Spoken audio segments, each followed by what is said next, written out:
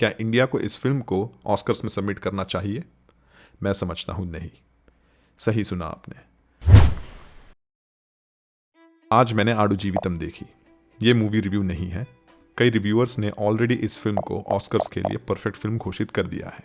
मैं समझता हूँ हमें इमोशनल नहीं होना चाहिए और सारे फैक्टर्स को कंसिडर करके ये देखना चाहिए कि क्या ये फिल्म ऑस्कर वर्दी है या नहीं, और क्या ये ऑस्कर्स के लिए इंडिया की सबमिशन होनी चाहिए या नहीं। पहले थोड़ा बैकग्राउंड जान लेते हैं। इस फिल्म की कहानी है नजीब की, जो केरला में एक वर्किंग क्लास आदमी होता है। उसकी एक बीवी होती है जो प्रेग्नेंट होती है। वो बेहतर काम और ज़्यादा पैसे कमाने के लिए अपने भाई के साथ मिडल ईस्ट चला जाता है, एक अनरिलायबल एजेंट के द्वारा। वहाँ पहुंचकर वो अपने आप को ऑफिस में नहीं बल्कि रेगिस्तान में पाता है, और यहीं से शुरू होती है उसकी लाइफ की सबसे बड़ी ट्रेजेडी, जो काफ़ी लंबे समय तक चलती है। 2 अरबी आदमी नजीब और उसके भाई को अलग कर देते हैं।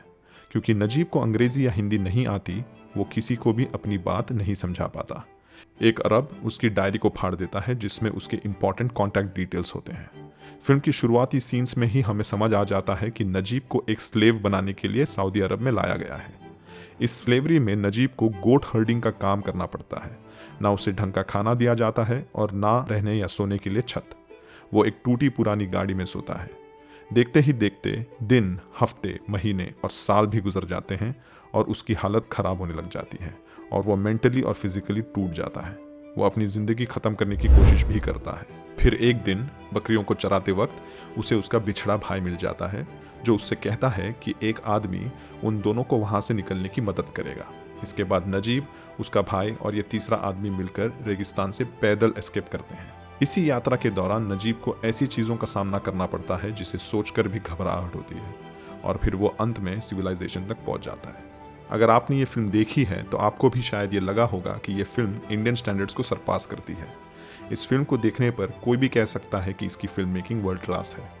ये फिल्म आडू जीवितम, मतलब द गोट लाइफ, इसी नाम की बुक पर आधारित है, जो एक रियल लाइफ स्टोरी है। इस फिल्म की आइडिएशन से इसे बनाने तक 16 साल लगे हैं। मतलब ये कि नॉवेल के राइट्स मिलने से फिल्म के पोस्ट प्रोडक्शन तक 16 साल लगे हैं। 2008 में इस फिल्म को बुक के राइट्स मिले। फिर अगले 10 साल तक सिर्फ कॉन्सेप्ट्स और स्क्रीन प्ले पर ही काम हो पाया, क्योंकि इस फिल्म के डायरेक्टर ब्लेसी के विजन को सेटिस्फाई करने के लिए उस समय मलयालम इंडस्ट्री के पास ना उतना बजट था और ना ही ऐसा इक्विपमेंट। 2018 में जब रिक्वायरमेंट्स पूरी हो पाई, तब जाकर इस फिल्म की शूटिंग शुरू हुई। कोविड की वजह से भी फिल्म की शूटिंग रोकनी पड़ी थी। फिल्म को पूरा करने में असल में 6 साल लगे हैं, 2018 से 2024। और इन्हीं सालों के बीच पृथ्वीराज सुकुमारन, जिन्होंने नजीब को प्ले किया है, उन्होंने अपनी ट्रांसफॉर्मेशन की। मैं समझता हूँ कि इस फिल्म को बनाने में इतने साल लग जाना एक ब्लेसिंग इन डिस्गाइज है। इसलिए क्योंकि अगर ये फिल्म उन दिनों बनकर रिलीज हुई होती तो काफ़ी फैक्टर्स की वजह से ये फिल्म और लोगों तक नहीं पहुँच पाती। पहला फैक्टर ये कि उन दिनों पैन इंडिया का कॉन्सेप्ट नहीं हुआ करता था, इसलिए साउथ की फिल्में उतनी पॉपुलर नहीं होती थी अक्रॉस इंडिया। इसके अलावा इंडियन ऑडियंस इवॉल्व होना शुरू भी नहीं हुई थी। OTT के आने के बाद लोग सिनेमा के स्पेस में इवॉल्व होने लगे। इस गैप के दौरान मलयालम फिल्म इंडस्ट्री भी ब्लूम करने लगी, जिस वजह से बजट भी बढ़ गई, और ये चीज़ साफ दिखाई पड़ती है इस फिल्म में।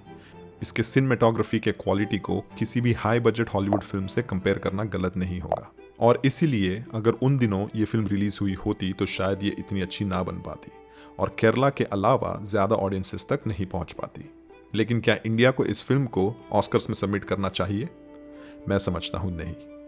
सही सुना आपने।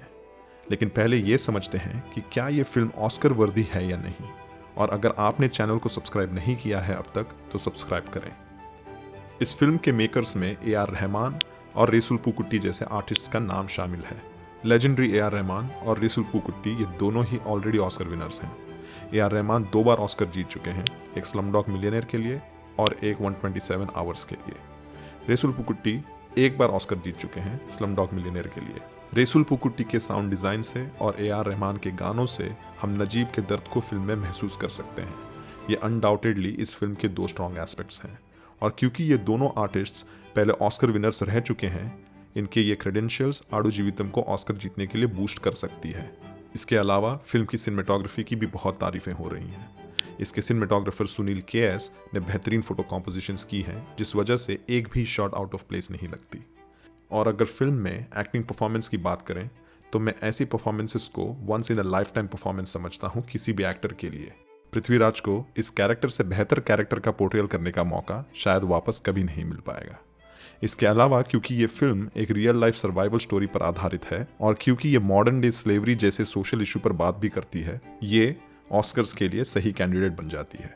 तो परफॉर्मेंस और टेक्निकल अचीवमेंट्स को देखते हुए ये फिल्म ऑस्कर वर्दी ज़रूर बन जाती है, लेकिन फिर भी मैं समझता हूँ कि ये फिल्म इस साल की ऑस्कर सबमिशन नहीं होनी चाहिए। इसके 2 कारण हैं।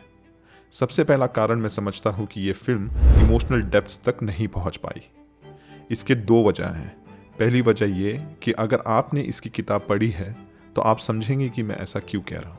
द गोट लाइफ इस नाम के पीछे एक बहुत बड़ा कारण है जो फिल्म में शायद कई रीजंस की वजह से नहीं दिखाया गया है।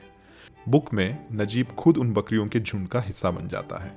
वो इतना अकेला महसूस करता है कि वो उनसे बातें करता है और उन्हें अपनी फैमिली मानने लग जाता है। क्योंकि वो अपने बच्चे से नहीं मिल पाया होता है, इसलिए उन बकरियों में से एक को वो अपना बच्चा तक मानने लग जाता है। इसके अलावा एक डिस्टर्बिंग चीज़ भी लिखी गई है बुक में, बेस्टियलिटी। इस शब्द का मतलब होता है sexual relations between a human being and a lower animal. Najeeb एक गोट के साथ इंटीमेट होता है। ह्यूमन डिजायर्स और वल्नरेबिलिटी को दिखाने का बहुत बढ़िया मौका डायरेक्टर के पास था, पर उन्होंने इन चीज़ों को नहीं दिखाया। इसके पीछे के रीजंस को हमें समझना चाहिए। जब इंडिया में कोई भी फिल्म बनती है तो उस फिल्म को ऑस्कर्स को दिमाग में रखकर नहीं बनाया जाता। ऐसी नॉन मसाला फिल्म जो बड़ी बजट का रिस्क लेकर बनाई जाती है, उसका उद्देश्य ज़्यादा से ज़्यादा लोगों तक पहुंचने का होता है। और अगर बेस्टियलिटी जैसे एलिमेंट्स ऐसी फिल्मों में डाल दें तो सेंसर बोर्ड इसे काट देगी या पास नहीं होने देगी। इसलिए क्योंकि इंडियन सोसाइटी में बेस्टियलिटी जैसे कॉन्सेप्ट्स को दिखाना अब तक सही नहीं है। सेंसर बोर्ड की स्क्रूटिनी से बचने के लिए शायद डायरेक्टर ब्लेसी ने नजीब और गोट्स के रिलेशन को नहीं दिखाया है। डीप इमोशनल कनेक्शन ना हो पाने की दूसरी वजह मैं ये समझता हूँ कि नजीब की स्टोरी को एक फिल्म में दिखा पाना बहुत मुश्किल है, क्योंकि उसकी ये स्ट्रगल तकरीबन 3.5 साल लंबी और एक ही जगह पर होने की है, तो हर उस छोटी डिटेल को 3 घंटे की फिल्म में दिखा पाना मुश्किल है। इसके अलावा क्योंकि ये मूवी जॉर्डन के असली रेगिस्तान में शूट की गई है, डेजर्ट कंडीशंस में फिल्म शूट करने का चैलेंज स्क्रिप्ट को सक्सिंक्ट रखने का डिमांड करती है। इसके अलावा जो दूसरा बड़ा कारण इस फिल्म को ऑस्कर्स में सबमिट नहीं करने का वो ये है कि आडू जीवितम जैसी सर्वाइवल थ्रिलर फिल्म पिछले साल के ऑस्कर्स में भी नॉमिनेटेड थी, जिसका नाम है सोसाइटी ऑफ द स्नो, लेकिन ये बेस्ट इंटरनेशनल फीचर फिल्म को नहीं जीत पाई। तो इसका बेस्ट पिक्चर के कैटेगरी में जीतना तो नामुमकिन था। जब हाल ही में ऐसी सिमिलर फिल्म ऑस्कर नहीं जीत पाए तो चांसेस बढ़ जाते हैं कि इस साल भी ऑस्कर मेंबर्स ऐसी स्टोरीज को टॉप वोट्स नहीं देंगे। अब बड़े फिल्म इंडस्ट्रीज जैसे बॉलीवुड या टॉलीवुड की लॉबिंग को कंसिडर ना करें तो हमारे पास अब तक 2 ऐसी फिल्में हैं जिनका मैं समझता हूँ कि ऑस्कर्स में बेस्ट पिक्चर या बेस्ट इंटरनेशनल फीचर फिल्म में नॉमिनेट होने के चांसेस आडू जीवितम से ज़्यादा हैं। वो फिल्में हैं मंजूमल बॉयज़ और ब्रह्मयुगम। आपकी क्या राय है आडू जीवितम को लेकर, कमेंट्स में बताएं। क्योंकि आडू जीवितम एक सर्वाइवल एपिक है, आज के रिकमेंडेशंस हैं इनटू द वाइल्ड और कास्ट अवे। इनमें से एक रियल स्टोरी पर आधारित है तो दूसरी नहीं। एक में प्रोटैगनिस्ट सर्वाइव कर जाता है, दूसरे में नहीं। अगर आपने ये फिल्में देखी हैं तो आपकी राय बताएं। तब तक ऐसी ही फिल्म्स और फिल्मों से जुड़ी बातों के लिए करें सब्सक्राइब।